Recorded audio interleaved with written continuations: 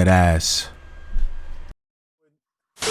There's been a lot of disappointments in this postseason, from the injuries to the some of the refereeing to just some of the games. Like that fucking Suns Clippers game 4 was a fucking rock fight.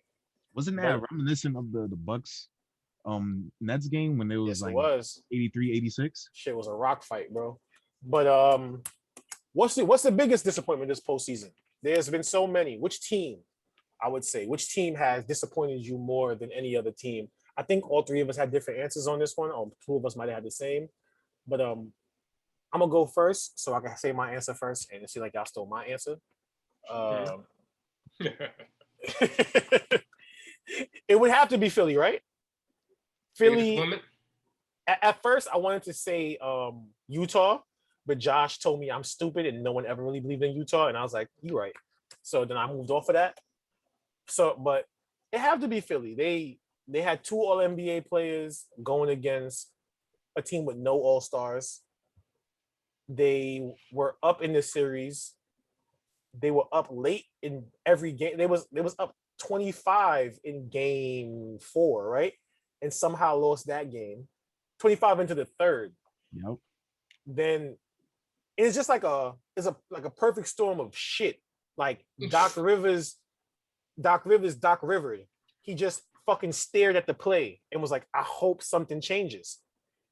So now I feel like the '08 Celtics, who are the most unlikable championship team of the last like 20 years, is now like need more credit, because I feel like they won that chip despite Doc, not because of him at this point. Like he was like KG and them was like, nah, we ain't running that shit. You know what I'm saying? Like, set a pick. I'm pull a shoot. Like that kind of stuff was said. Like they stopped listening to Doc after a while. Ben Simmons, like, have we seen a faster drop in stock? Nope. And keep that word stock in mind. We will be doing something within that realm our next segment. So I'm gonna go Philly. I can't really. They should have dominated Atlanta. There was no reason for Atlanta to even still be here. We shouldn't be talking about them no more. It should be Bucks versus Philly. We should see Giannis versus Embiid. That should be what we're watching right now. But unfortunately, Ben Simmons can't shoot and apparently can't dunk. Won't shoot. So Can't stop, won't stop. that's my take. I'm going Philly. Biggest disappointment Biggest disappointment of the postseason? of the postseason. Miami. Niggas forgot they was in the postseason. Mm. I forgot they was even there. Yeah, what the fuck? I'm not gonna lie. You might have I forgot they was point. there, bro. You might have a It was the first point. team out. They got swept, right? They did the finals last year. They got swept by the Bucks. Swept. I get it. But they beat them last year. To double down your point, and they didn't trade Tyler Heroes, and they could have had James Harden. Like, that's the type of shit that I'm talking about. Tyler Hero, Jack Harlow, best friend, was the reason why they couldn't get James Harden. Someone called Tyler Heroes Jack Harlow's drug mule.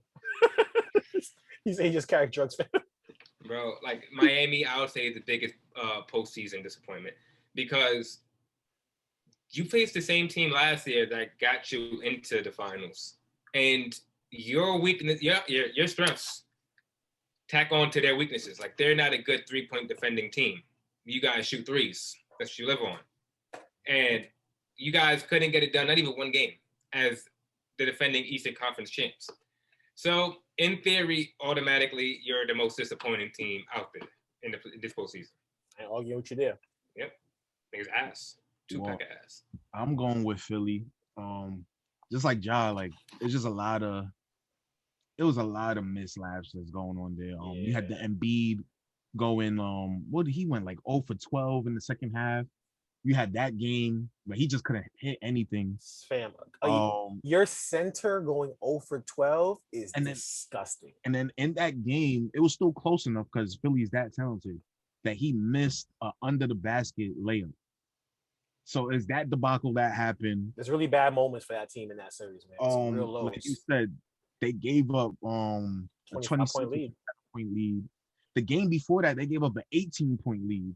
Yeah, they fucking up. And it's just like stuff like that. That series should have been over in 5. Yep. And you have Seth Curry supposedly was the second best player on that team during that series. I don't know. That's what I saw. That's what I saw. That should have never happened. No one can tell me otherwise. Like, and that's not discrediting Seth Curry, but your team, he's supposed to be the fourth or fifth best player on that team. He's supposed to be a supplementary player to help your stars out. You know, he even outperformed Tobias Harris too. And I know a lot of people's not gonna come at Tobias Harris, but he needs some responsibility in this too. Yeah, the third piece. Oh, and like just keep on the Philly point for a little bit. We gotta throw a little bit of that salt on Daryl Morey too, bro. Like, you had Mikal Bridges on the roster. He was a Philadelphia. That wasn't him. That was 2 years ago. That was 2 years ago. Right? You're right. That was Colangelo. Wasn't that Elton Brand still too? That was Elton Brand and Colangelo. Oh, one of them. Elton Brand. Elton Brand, this is on you, buddy. But it's just like there's a lot of mislapses with this team, and it's just weird to see. I know Doc is gonna get the brunt of it because he seems to really flop when he's in the better position all the time. I think Ben Simmons sucking as much as he did this year saved Doc Rivers. I think it did. You know, that gave him an out because Doc was like, "Yo, that's good what you said." He said, "Whoa, whoa, whoa!" I thought that was going somewhere else. Yeah, like Ben Simmons sucking as much as he did saved us from slandering Rudy Gobert and Doc Rivers all offseason. Rudy Gobert should not be safe right now, bro. What happened to him was just horrible. Yeah, and that's why I think like even though like the Lakers and Nets did not make the conference finals, I don't want to I keep saying this. I don't want to give the excuse because of injuries. You're still supposed to play through it because that's a part of the game. It's just that the Sixers were healthy. But my thing is, but eventually injuries are gonna when certain parts get injured, you can't help but give you a fucking some kind of like an asterisk. You lost your third best player, and your second best player was like 25% of himself. Anthony Davis and LeBron are the Lakers' offense and defense. Like, legitimately, those two are the entire team. Everything is built around those two. What the fuck? Like, they probably would have beat Phoenix if we keep it in the buck if they had both of them. You know what I'm saying? I feel like going back into like we're just shitting on the Philly team right now. This is like kind of what happens when you draft for best available instead of best fit. Uh-huh. Like now you got guys who are talented. Clear as day, talented as hell, but it doesn't work. No matter how much you put around it, no matter how much personnel changes you do, front office, on the court, doesn't matter. The fit is not there. It don't fit. This is why Jimmy left. The thing is, they had too many smart basketball people around Philly to not because there's a fundamental problem with Simmons and Embiid. They occupy the same parts of the court to be effective. Mm-hmm. They just do. Ben Simmons is not at his best if he's not in that spot where Embiid posts up at. That's just where he's his best at. He can move around. He could dart to the basket without having some 6'7" 300-pound monster in his way. And Joel Embiid too. He's better when everyone around him can shoot because now you can't double down on him. He can kick out.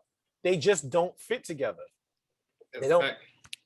And even that, all right, even another example, Jimmy Butler couldn't shoot. But what Jimmy Butler could do is break down a defense with his handle, shoot mid-ranges, get to the rim, be aggressive. Even that, you already had the dude next to Embiid. You just had to be strong and trade Simmons. That's all it really was. Have a backbone. Because imagine what they would have got for Simmons if they traded him last year. How much would they have got for him if they put him on the market last year? They would have had Harden. Yeah, they would have had they could have had whatever they wanted. They could have hit almost any team in the NBA and been like, "Yo, as long as it's not KD, Braun, those kinds of names, the Hall of Fame is Hall of Famers. Yeah, you're good." Or if they called Brooklyn 2 years ago and like, "Yo, for Kyrie, Ben Simmons for Kyrie, straight up. We don't got to talk about it. Just straight up, these two niggas." I think Brooklyn does that, unless KD no. I know that nigga's trash.